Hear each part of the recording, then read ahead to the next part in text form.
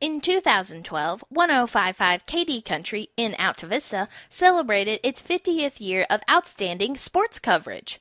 High-quality broadcasts of high school football have always been a staple on WKDE. With the Alta Vista Colonel football squad playoff bound, this season was no exception. It's a brand new season, and the Alta Vista Colonels kick off against the Randolph Henry Statesmen. Joining us is the head coach of the Alta Vista Colonels, Mike Sharness. Coach, good to be back again this year, and the rumors are out that the Alta Vista squad is pretty young this season.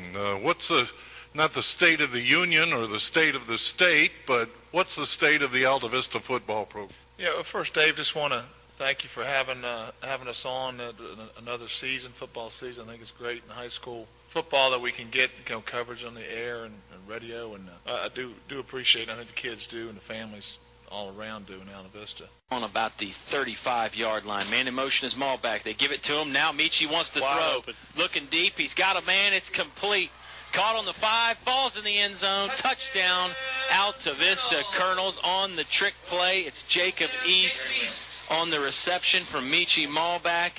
Wow. I think they stick to that. 2nd and 13. Thornhill will throw left. He's got Malback on the screen. Malback's got a lot of room. He's gained about 10. He's on the 35 now. He's to the 30. Cuts it back. He's got a blocker in front of him. He's on to the 10, close to the 5. He cuts back again. He's in the end zone. One of the best runs you will ever see, Oscar Briggs. Michi Malback. And, man, he covered a lot of field. He was east to west, north, south, every other direction in between, and had some great blocking, too. I'm sure you talked with the squad this past week about those kind of things. Last week is done, and this week is a bigger challenge. Do you have a feel for how what is a relatively young football team took those kind of remarks? Not really. I wish I did, but because they're just young, inexperienced team we've got, and each day you don't know what's gonna bring. So we just hope that they do hear.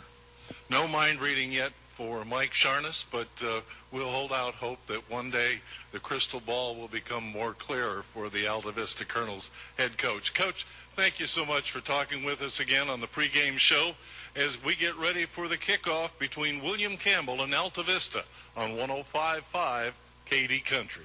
Jacob Hawkins getting the start tonight, and he's 5'7", 158 pounds. He loses a yard on the play, 2nd and 11 from the far hash mark. Thornhill looking things over. Man in motion is Malbeck coming this way. He gives to him. Malbeck around the corner, across the 20. Nobody will catch him as he gets inside the 10. Touchdown. So the Colonels found a good running play as they use a little deception. Malbeck coming in motion toward this side of the field. And boy, once he got through the line of scrimmage, Oscar, there was no stopping him. With broadcasts being streamed online at kdcountry.com, high school sports fans can follow the Colonels and their opponents from their smartphones and PCs. As the 2012 basketball campaign was heating up, plenty of those fans tuned in to hear the excitement. Second shot, Darius Johnson packs it. Johnson will lead the break. Right side, Darius will finish the break with some thunder. Wow. That's impressive. That gets the crowd going. Darius is pumped up. It didn't look like he had a good angle to try the dunk. Angle didn't matter. He just flushed it in there. That was fun to watch. Anybody was taking a nap, rise and shine. 35 seconds left, 16-9 Alta Vista.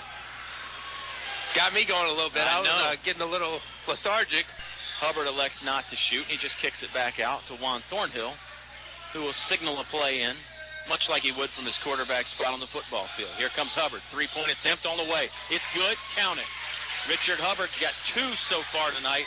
We've seen Alta Vista with a lot of sharpshooters since we've been doing these games, Bob, and Richard Hubbard may be emerging as another one of those in that long line of great shooters for the Colonels. Well, you took the words right out of my head. I mean, do you feel like he's kind of the guy? Because Tyler Andrews, Trey Travis, so on and so forth, where the guy Hubbard early on is getting that role, I think. Getting it done. Fast break for the Colonels. Malback goes up, fouled. Shot won't go in. 10 seconds. 6 seconds to be exact. Poindexter's just going to get it across the timeline. He gets it to Josh Walker, and Walker's just going to hold it. Doesn't even look at the basket. There's the final buzzer. Alta Vista, a big winner in this one, 58-30. Subway postgame show on the way. Don't change the radio dial. You've got to tune to 105.5 KD Country. Over to Thornhill, back to Eric, middle of the floor. Eric facilitates left to Richard Hubbard. Hubbard holds the ball up, bounce pass to Thornhill in the corner. Thornhill doubled, gets it out to Hubbard. Hubbard over to Poindexter. Poindexter almost had his pocket picked by number 12, Moore. Now back out to Poindexter. Walker kicks. Hubbard for three. Left side. Good. Rattles home. Out to Vista. In front by a point. Three-pointer on the way from McClure. Count it. Called a three-pointer. I know that terminology for that one. Everybody knows that. That was the old Mark Slusher three-ball in the corner pocket right there from Jacob McClure. Alta Vista's got a lead, 13-12. Great shot by McClure from that far corner of the basketball court there. Eubank driving. Now he'll pass it up. Westry. Westry thought about a three, and he's going to travel while he's thinking about it. Go ahead, Bob. I was going to say 50 years of broadcasting on WKB, and even the broadcasters have left their mark. Yep. Walker driving to the basket, stopped at the free throw line. Now he gets to Hubbard, then inside to Darius Johnson. Not in, but Walker got the rebound. His won't go. Johnson got that rebound. Darius puts it up, count the bucket, and he's fouled. Great teamwork and perseverance down low, Bob, because the first one was missed by Johnson. Josh Walker got that back, stuck it up. It wouldn't go in. Darius Johnson got that rebound. In addition to high school sports, KD Country was the home for the Lynchburg Hillcats, a single-A affiliate for the Atlanta Braves. Baseball fans everywhere heard all 140 regular season games and the Hillcats playoffs game run live on 105.5 KD Country. It's now time for Lynchburg Hillcats baseball on 105.5 KD Country. Swinging a high drive, deep left field.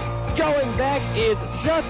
This ball is gone. Two-run shot for Geraldo Rodriguez. The Hillcats lead it 5-3 here in the 8th.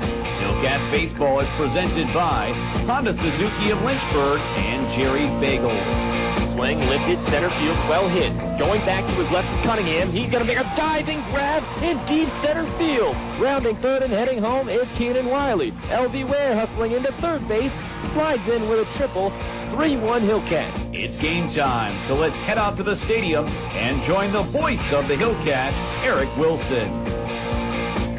Good evening and welcome to Lynchburg Hillcats baseball game 4 of the Mills Cup Championship Series tonight at Calvin Falwell Field. The Lynchburg Hillcats hosting the Winston-Salem Dash. The Hillcats champions of the North, the Dash champions of the South in the Carolina League this year. And now a clinching game for the Mills Cup tonight. The Hillcats lead the best of 5 series 2-1 with a chance to take it all tonight against the Dash. A gorgeous evening for baseball here in the Hill City. 78 degrees, a light breeze going out to left. The Hillcats in Dash ready for game 4. Payoff pitch, there he goes. Line drive to right field. That's falling in. Rounding second, going for 3 is Brewer. Cutting it off is early in right center. Ahmed's going to get into second base with a double. And the Hillcats are in business early, second and third, here on the bottom of the first. You're listening to Lynchburg Hillcats baseball on 105.5 KD Country. Bottom of the 11th inning here at Calvin Falwell Field. The 6th pitcher of the night for the Dash coming in to the ball game. Right-hander Stephen Upchurch. Do you ask him to bunt again with 2 strikes? Winning run at second base. Nobody out. Bottom of the 11th. The outfielders coming in as well. Upchurch sets. 0-2. Swinging a high fly, deep right field. Going back and underneath it is Early. Tagging at third is Weaver. The catch is made. Coming home is Weaver. The throw is wide. And the Hillcats are the 2012 Carolina League champions. The mob on the mound is moving towards first, and the Hillcats have won the Carolina League. That's all we got from Calvin Falwell Field, folks. The Hillcats 2012 Mills Cup champions. Thanks for listening, and we'll see you again next season. Special thanks to Eleanor Haney and KD Country for producing the broadcast all season long. Mike Wiesel, my partner in the booth. I'm Eric Wilson saying good night.